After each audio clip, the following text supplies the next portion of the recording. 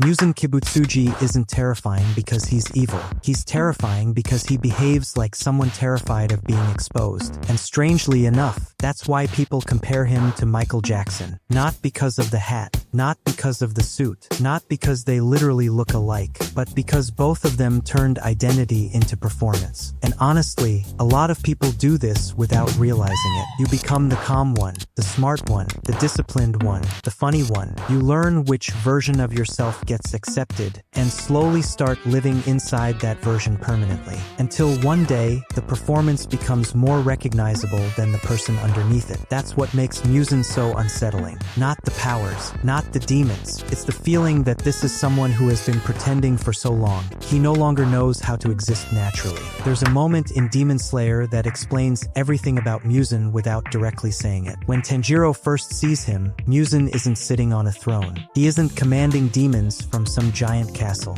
He's walking through a crowded city disguised as an ordinary man. Perfect clothes, perfect posture, perfect composure. Even the family beside him feels rehearsed. And the strange part is, nothing about him feels relaxed. Every movement feels calculated. Every expression feels monitored, like someone constantly watching themselves from the outside. That scene is not intimidating. It's exhausting, because deep down, you can tell this is a person who never stops performing, even when nobody is watching, especially when nobody is watching. And psychologically, that's where the comparison to Michael Jackson becomes interesting. Not morally, psychologically, the constant reinvention, the carefully controlled image, the pressure to remain untouchable, almost mythological. At some point, the image becomes so important that the real person starts disappearing underneath it. And that's exactly what happened to Muzan. His entire existence revolves around one thing: avoiding imperfection. Notice how he reacts to failure. He doesn't just dislike weakness, he panics around it. Demons get killed for small mistakes. Appearances constantly change. Everything around him is tightly controlled. Even during meetings with the upper moons, Muzan never truly looks relaxed. Everyone around him is terrified of disappointing him,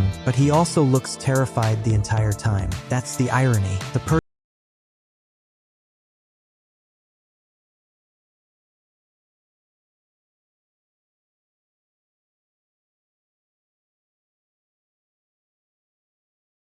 rejection, humiliation, exposure. That's the uncomfortable truth. People think perfectionism comes from confidence. A lot of the time, comes from fear. Fear that without the image, without the performance, without the carefully constructed identity, there's nothing valuable underneath. And once somebody builds their self-worth around appearing perfect, authenticity starts feeling dangerous. You can actually see this in the way Muzan lives. Despite being the strongest demon in existence, he behaves more anxiously than almost anyone else in the series. He never relaxes, ever. He hides constantly, changes identities constantly, controls constantly. Even inside the Infinity Castle, a place literally controlled by his power, Muzan still acts tense, still suspicious, still defensive, like somebody who believes one moment of weakness could destroy everything. Muzan has infinite power, and still behaves like someone rereading a text message to check if people secretly hate him. That's what fear does when it controls identity.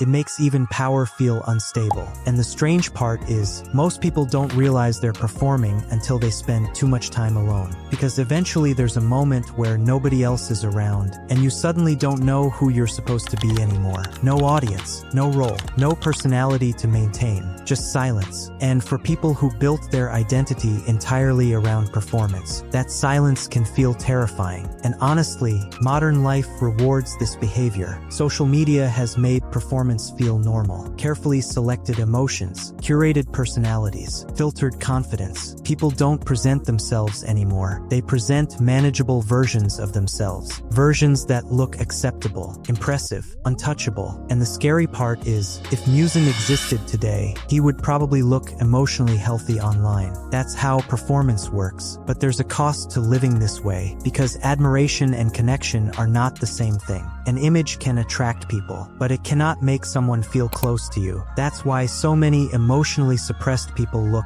put together. They've mastered presentation, not peace. And that's what makes both Muzan and Michael Jackson strangely tragic. Both became larger than human, but also more isolated from humanity itself. Muzan controls everyone around him, yet trusts nobody. He created demons, yet has no real connection with them. Because when identity becomes performance, relationships become transactional. You stop asking, can people understand me? And start asking, can people maintain the image I created? That is an incredibly lonely way to live. And the disturbing part is, the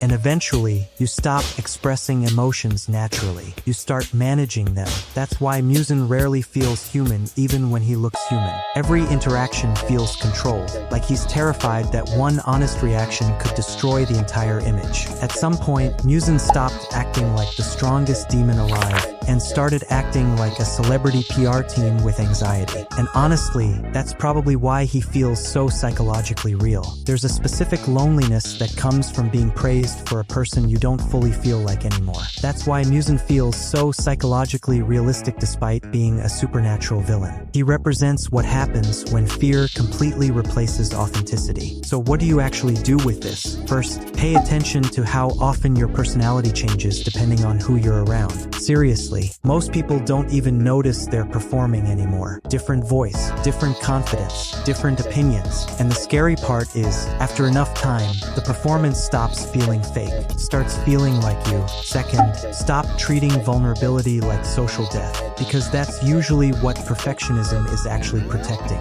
Not success, survival. Muzan would rather manipulate people, change identities, and kill anyone who threatens his image than risk being seen as weak for a single moment. And honestly, a lot of people do smaller versions of that every day. They hide insecurity behind humor, hide loneliness behind productivity, hide fear behind self-improvement, because looking composed feels safer than being understood. But eventually, managing your image becomes exhausting. At some point, you stop asking, who am I really? And start asking, which version of me works best here? That's when performance becomes identity. And finally, build self-respect privately, not publicly, because real confidence usually grows in places nobody applauds. A disciplined person is not somebody who looks disciplined online. It's somebody who can still act correctly when there is no validation attached to it. Quietly, repeatedly, over time. That's identity, not performance. And maybe that's the real tragedy of Muzan Kibutsuji. For all his power, all his control,